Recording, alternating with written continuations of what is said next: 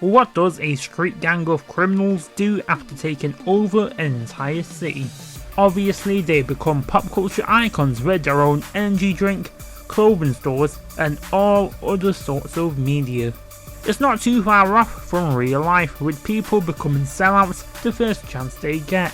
So anyway, since the events of Saints Row 2, the Saints are no longer just a gang of street criminals. The 3rd Street Saints are now a brand that is worth a lot of money. My first experience with Saints Row is Saints Row 2. When I was a little kid, my mum took me to Sex, and yes, that is how it's pronounced, and I got to pick any game I wanted.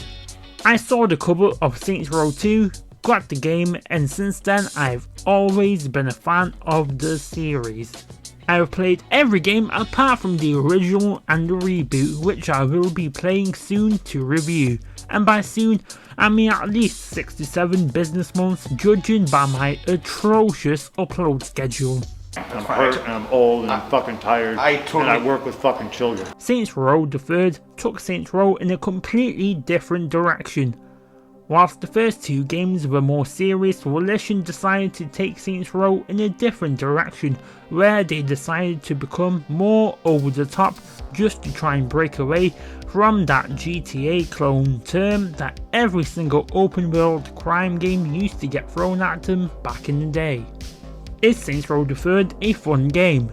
Yeah, but so is banging ladyboys in Bangkok. But that's something you do more as a side quest rather than a main quest.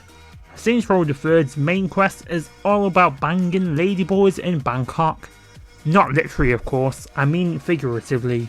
Anyway, the city of Steelport is very dull and lifeless. How much life does Steelport have?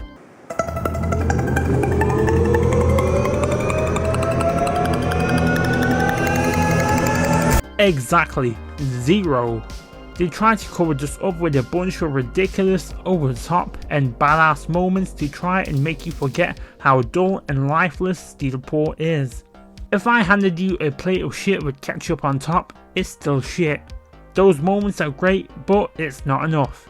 So anyway Billy, eat your plate of shit. You have a bunch of activities returning from the previous games, but it's a shame that Septic Avenger doesn't return.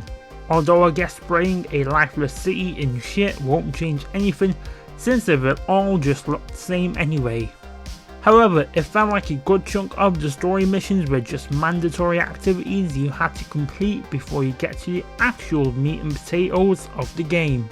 Activities are completely different to what they were in previous games.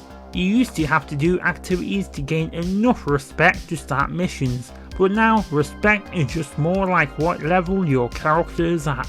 Activities now are just for taking over parts of the city.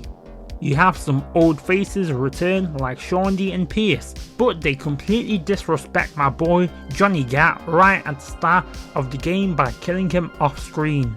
At least that allowed him to return in Saints Row 4, even though that game really put Saints Row in the coffin.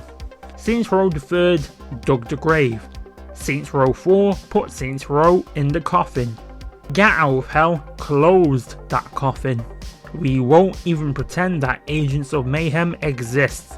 The Saints Row reboot not only finished burying Saints Row, but it also killed Volition. All 3 enemy gangs are really just one faction called the Syndicate, because they're all working against the Saints in Steelport. The Luchadors, Deckers and Morningstar are the 3 gangs of Steelport that make up the Syndicate. A private military company called Stag gets brought in to stop the gang violence, and each act has 2 sets of missions. One set of Stag missions and another set of missions going after whatever Syndicate gang you're going after in the current act. Your enemies in Steelport are a British femboy twink, Brock Lesnar with a luchador mask running 5 times the amount of gear he's running in real life, and some Belgian who gets his face butchered by Gat and then gets crushed to death by your character with a giant metal ball within the first few hours of the game. Then you have the leader of Stag, who is just some military asshole who loves the smell of his own farts. There are 2 endings, but it's obvious as to which ending is canon due to the song choice. After the city turns into a full-on war zone between all the gangs in Stag, Killbane is planning to escape Steelport, but Shawnee and Viola are tied up on Myrock Island, which is a false flag attack being staged by Stag to make the Saints look like domestic terrorists by blowing up the statue.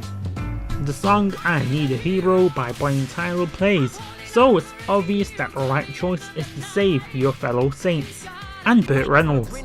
He's the mayor of Steelport, by the way. After saving them, you film a movie called Gangsters in Space, where you have an Uncharted 2 style final boss fight with Killbane. However, if you decide to kill Killbane, Stag launches the Daedalus, a flying aircraft carrier that rains down hell on the entire city to try and get rid of the Saints. The customization is great, but they did remove layered clothing in favour of set pieces of clothing. Vehicle customization is pretty good, character customization is also great, but the sex appeal slider isn't big enough to make a realistic version of myself, because I'm packing a massive horse car. You get a handful of new Saints in Steelport. You get Oleg, an ex-KGB agent. You get Kinsey, an ex-FBI agent. You get Zemos, a pimp with autotune. You get Angel, a luchador voiced by Hulk Hogan.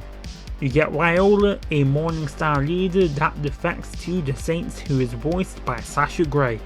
Yes, the porn star Sasha Grey. She was Lana Rhodes before Lana Rhodes. You get a pretty good variety of weapons, but I know what I like with weapons, so I never bothered to try out every single weapon in the game. You get some interesting weapons like the Sex Hammer and the famous Penetrator, which is that funny looking purple thing in your mum's bedside drawer. Go look in your mum's bedside drawer right now, little Timmy. Now beat your stepdad with it. Overall, Saints Row the Third isn't an amazing game, but it isn't a bad game either. It's just a decent game. My final rating for Saints Row the Third is a 7 out of 10. This is where the tone of the series completely shifts and shit really starts going downhill for Saints Row.